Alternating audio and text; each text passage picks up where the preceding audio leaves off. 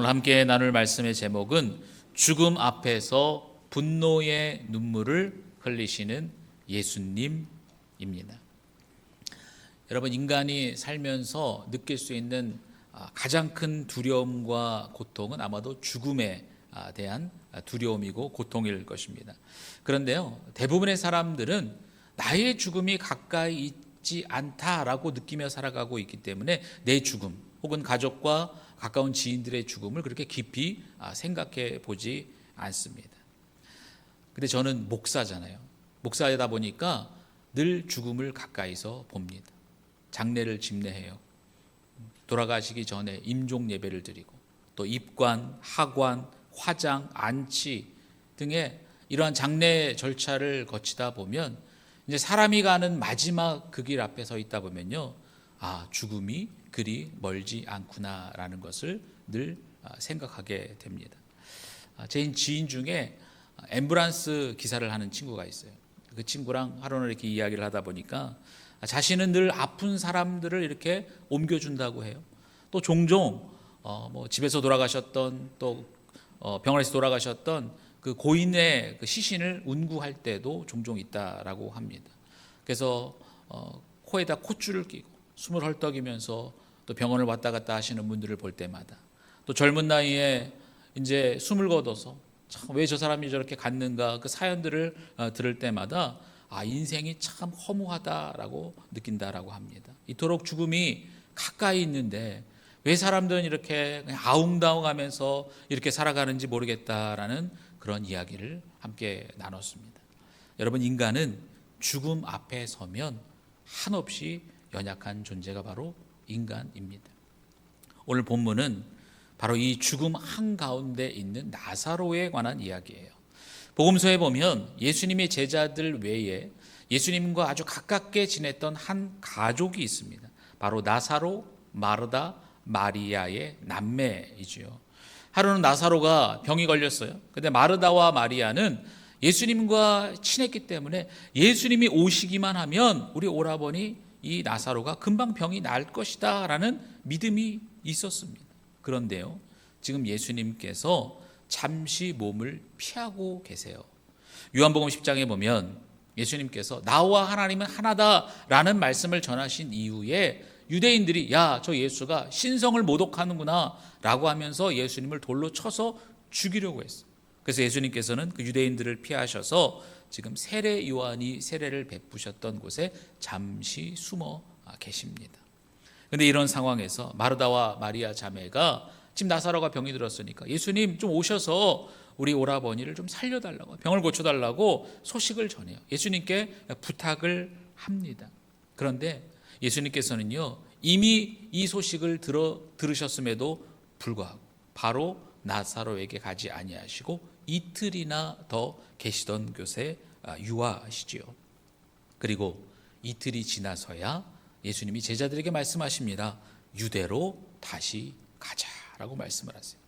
그런데요, 제자들이 예수님을 말립니다. 왜냐하면 얼마 전까지만 해도 그 예루살렘 근처에서 유대인들이 예수님 돌로 쳐서 죽이려고 했는데 거기를 다시 가십니까? 가시면 죽습니다 라고 하면서 예수님을 말립니다.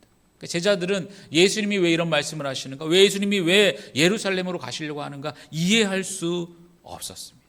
하지만 예수님은 죽기 위해서 예루살렘으로 가셔야만 합니다. 왜냐하면요, 예수님이 죽으셔야 우리가 살 수 있기 때문이죠. 예수님은 이것을 아셨던 것입니다. 그런데 예수님이 나사로에게 오셨는데 나사로가 이미 죽었어요. 예수님이 베다니에 도착하실 때 나사로가 이미 죽은 지 4일이나 지났다라고 성경은 기록하고 있습니다. 사랑하는 성도 여러분, 인간은요, 죽음 앞에 서면 나약해지고 절망하고 소망을 포기해버립니다. 아무리 심각한 병이라도 예수님만 오시면 우리 오라버니가 살 수 있습니다 라고 그렇게 믿었던 마리아와 마르다도 나사로가 죽자 그들이 품었던 모든 소망이 다 사라져버려요. 그래서 뭐라고 말합니까? 예수님께 주께서 여기 계셨더라면 내 오라버니가 죽지 아니하였겠나이다. 마치 원망이라도 하듯이 예수님께 이렇게 말하고 있는 것이에요. 그런데 오늘 본문은요, 이 나사로의 죽음을 다루고는 있지만 이 나사로의 죽음뿐만이 아니라 오늘 이 이야기는 단순한 한 사람의 죽음이 아니라 모든 인류의 우리 모두가 처해 있는 절망적인 상황을 대변하고 있는 것입니다. 여러분, 모든 사람들은요, 죽으면 끝이야라고 생각해요.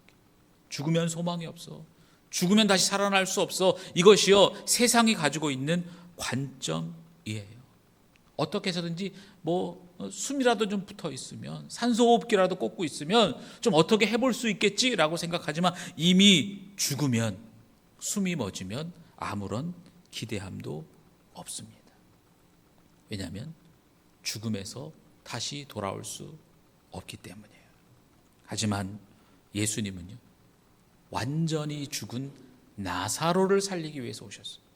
예수님은 나사로 병 고쳐주러 오신 게 아닙니다. 예수님 벌써 죽었습니다. 벌써 썩은 내가 납니다. 그런 나사로를 다시 살리기 위해서 예수님이 오신 것입니다. 그래서 오늘 25절 26절 말씀을 보면 예수께서 이르시되 나는 부활이요 생명이니 나를 믿는 자는 죽어도 살겠고 무릇 살아서 나를 믿는 자는 영원히 죽지 아니하리니 이것을 내가 믿느냐. 예수님은 죽은 자를 살리러 오셨단 말이에요. 요한복음 3장에 보면 니고데모라고 하는 사람과 예수님이 대화의 장면이 나옵니다. 그때 예수님께서 구원을 받으려면 어떻게 되냐? 거듭나야 된다라는 말씀을 하고 계세요. 그런데 이 거듭난다라고 하는 것이 다시 태어난다는 의미잖아요. 근데 거듭난다라는 게 과연 무슨 의미냐? 여러분, 거듭난다라고 하는 것은요, 병을 치료해 주는 게 거듭나는 게 아니에요. 내가 어디가 고장이 났어. 근데 그것이 다시 고침받는 게 거듭나는 게 아니에요. 여러분, 거듭난다라고 하는 것은 완전한 새로운 존재가 되는 게 바로 거듭남입니다. 그래서 고린도후서 5장 17절에 보면 그런즉 누구든지 그리스도 안에 있으면 새로운 피조물이라. 이전 것은 지나갔으니 보라 새 것이 되었다. 거듭난다라고 하는 것은 새로운 피조물이 되는 게 바로 거듭나는 거예요. 그래서 예수님은요, 우리를 거듭나게 하기 위해서, 우리를 새로운 피조물로 만들어 주기 위해서 이 땅 가운데 오신 것입니다. 그냥 병이나 고쳐주러 오신 게 아니란 말이에요. 그래서 오늘 본문의 이야기는 이미 죽은, 이미 사망한 우리 모두를 위해서, 온 인류를 위해서, 그들을 다시 살리기 위해서 예수님이 이 땅에 오셨다라는 그 이야기를 하고 싶은 것이죠. 그래서 죽은 나사로의 이야기를 통해서 앞으로 예수님께서 너희 죽은 모든 자들을 다 살리실 건데 그 전에 이 나사로의 이야기를 통해서 앞으로 일어날 그 장면을 미리 우리에게 보여주시고 계신 거예요. 이게 바로 죽은 나사로를 살리시는 이야기입니다. 32절 33절을 볼까요? 마리아가 예수 계신 곳에 가서 배웠고 그 발 앞에 엎드려 이르되 주께서 여기 계셨더라면 내 오라버니가 죽지 아니하였겠나이다 하더라. 예수께서 그가 우는 것과 또 함께 온 유대인들이 우는 것을 보시고 심령의 비통이 여기시고 불쌍히 여기사. 여러분, 죽은 나사로를 이미 장사 지낸 사람들에게는 소망이 없어요. 왜? 나사로가 이미 죽었기 때문입니다. 그 사람들이 그래서 울고 있는 거예요. 나사로 이미 죽었습니다. 다시 저를 만날 수가 없습니다. 그래서 슬픔과 절망 가운데 그 유가족들과 거기에 모여있는 모든 동네 사람들이 함께 울고 있어요. 그래서 결국 이 울음이라고 하는 것, 죽음 앞에서 울음이라고 하는 것은 죽음에 대한 절망의 표출이에요. 끝났구나. 다시는 없구나. 그래서 사람들이 절망하며 울고 있습니다. 그래서 신약학을 가르치셨던 조경철 교수님은 이 죽음 앞에서의 슬픔을 이렇게 표현하세요. 죽음의 절대 권력은 이러한 인간의 절망적 울음을 통하여 스스로의 힘과 영광을 과시한다. 무슨 말이냐면 죽음은 죽음 앞에서 죽음을 이길 수 없어서 좌절해서 울고 있는 그 사람들의 울음소리를 죽음은 들으면서 내가 승리자예요. 죽음을 이길 수 있는 사람은 아무도 없어라고 하며 자신을 과시하고 있단 말이에요. 죽음은 절망 가운데 슬퍼하는 사람들의 그 울음을 먹고 더 기세가 등등해지고 있다 이 말입니다. 그런데 예수님은 죽음 앞에서 무기력하고 연약하며 아무것도 할 수 없는 저 좌절하고 있는 저 사람들을 바라보면서 예수님께서 비통해하고 계시다. 저들을 보면 비통해하고 계시다. 어찌 저들이 죽음을 이길 수 없느냐? 어찌 죽음 앞에서 저들이 좌절하고 있느냐? 예수님은 그 죽음 앞에서 두려워 떨고 있고 눈물을 흘리고 있는 그 사람들을요 불쌍히 여기고 계시는 것입니다. 그래서 35절 36절에 보면 예수께서 눈물을 흘리시더라. 이에 유대인들이 말하되 보라 그를 얼마나 사랑하였는가 하며, 복음서 전체에서 예수님이 우셨다 눈물을 흘리셨다라고 하는 장면은 이곳 한 곳밖에 없습니다. 그러니까 예수님이 나사로를 사랑하셨어요. 가깝게 지낸 사람이잖아요. 나사로가 죽은 것에 대해서 연민을 느끼면서 눈물을 흘리셨다라는 의미도 있지만 예수님의 이 눈물의 의미는 무엇이냐? 인간을 저토록 비통하게 만들고 인간을 좌절하게 만드는 그 죽음에 대한 분노예요. 저 죽음에 대해서 예수님께서 분노하시면서 눈물을 흘리시고 계신단 말입니다. 여러분 요즘 가장 인기 있는 영화가 뭡니까?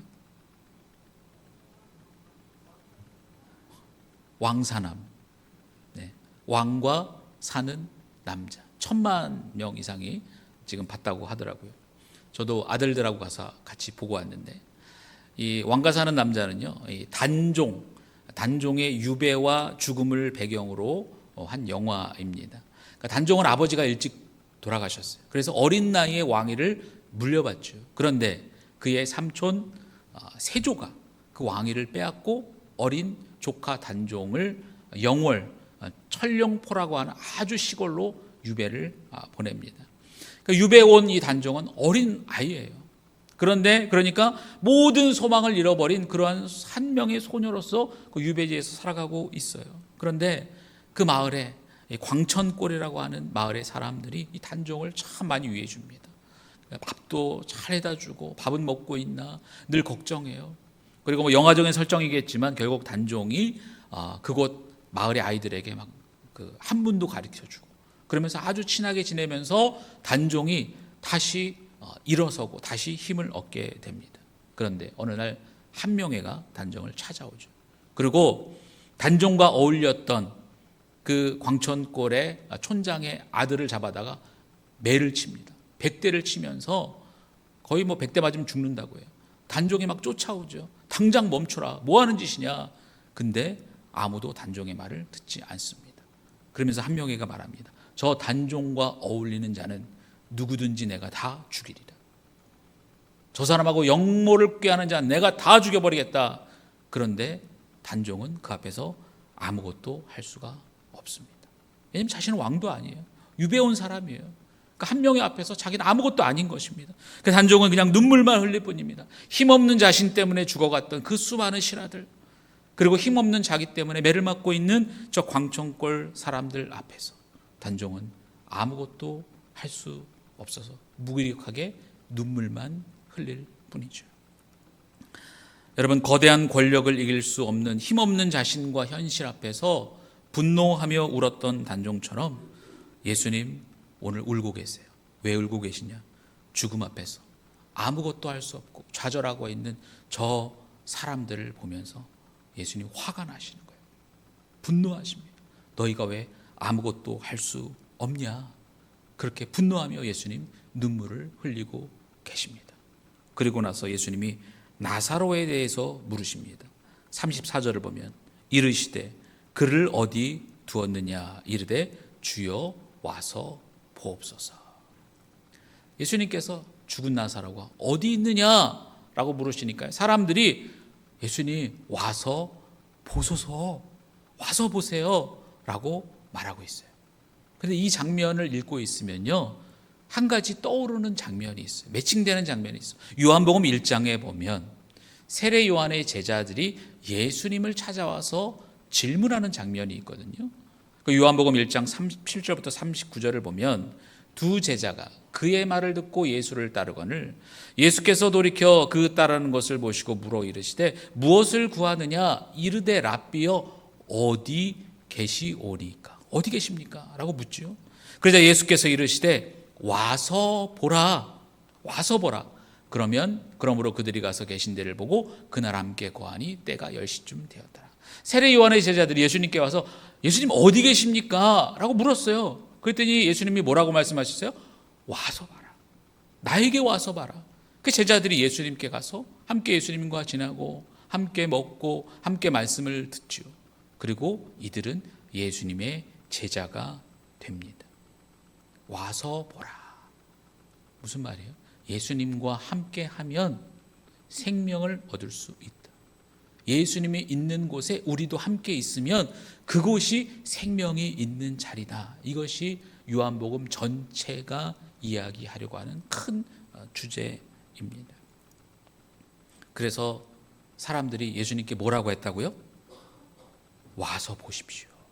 예수님 오십시오 라고 예수님을 죽음의 자리로 초청하고 있습니다. 근데요, 예수님이 죽은 나사로에게 가시니까 뭐가 있다 그랬어요? 큰 바위돌이 무덤을 막고 있어요. 이거는 당시 유대 지역의 장례 문화입니다. 동굴 같은 데 시신을 놓고 바위로 그 문을 막는 거예요. 왜냐하면 사람들이 그 시신을 훔쳐가는 경우가 있었기 때문에. 그리고 이미 죽은 지가 나흘이나 돼서요, 썩은 내가 난다고 했어요.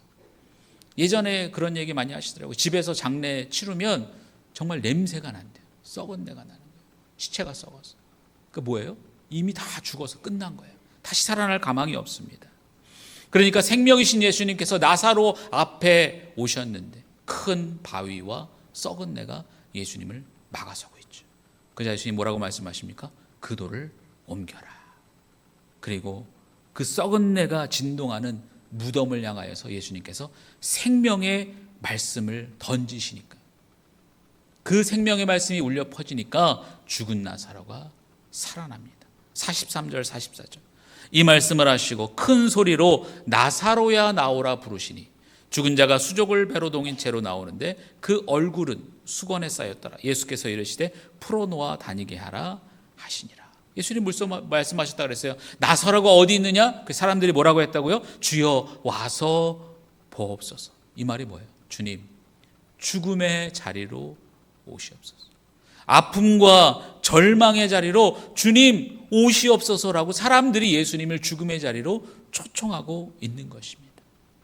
사랑하는 성도 여러분, 이 세상 누구도 죽음을 이길 수 있는 사람은 없습니다. 그래서 모든 사람은 죽음 앞에 서면 두려워요. 무서운 겁니다. 그러나 예수님은 죽음의 권세에 굴복하며 좌절하고 소망 없는 그 사람들에게 예수님 찾아가셔서 너희가 어찌 두려워하고 있느냐. 그들을 바라보시면서 예수님은 애통해하시고 분노하시며 우리를 위해서 예수님이 울어주십니다. 그리고 우리에게 물으시는 거예요. 너의 죽음이 어디 있느냐? 너의 절망이 어디 있느냐? 너의 연약함이 어디 있느냐? 너의 썩은 내 나는 그 좌절이 어디 있느냐? 우리에게 물으세요. 그때 우리는 어떻게 예수님께 대답해야 됩니까? 예수님 오셔서 보십시오. 예수님 나의 죽음의 자리로 오십시오. 예수님 나의 절망의 자리로 오십시오. 예수님 나의 연약함의 자리로 좀 오셔서 나를 좀 봐 주십시오. 그렇게 예수님을 초청할 때 예수님이 우리의 죽음의 자리로 오셔서 우리에게 생명을 주실 줄로 믿습니다. 여러분, 단순히 병을 고쳐주시는 정도가 아니라 병 고치러 오신 게 아니에요. 고장난 데 고쳐주시러 오신 게 아니에요. 예수님이 오시는 것은 생명 없는 우리, 이미 죽어버린 우리를 다시 살리기 위해서 우리에게 오신 것이고요. 그래서 예수님이 우리의 절망의 자리, 우리의 죽음의 자리로 오시면 우리 안에 다시 생명이 샘솟게 될 줄로 믿습니다. 사랑하는 성도 여러분, 우리가 사순절 세 번째 주간을 보내고 있습니다. 우리의 죽음 앞에서의 좌절을 보시며 분노하시는 그 예수님, 우리를 위해서 울고 계시는 그 예수님을 우리의 죽음의 자리로 초청하시기 바랍니다. 우리의 절망의 자리로, 우리의 연약함의 자리로, 좌절의 자리로 예수님을 초청하세요. 그럼 예수님 오셔서 반드시 우리를 다시 살려 주십니다. 이번 한 주 생명의 주님을 우리 삶에 초청하셔서 그분과 생명의 풍성함을 누리며 살아가는 우리 모든 율전중학교의 성도님들 되시기를 주님의 이름으로 축복합니다. 아멘.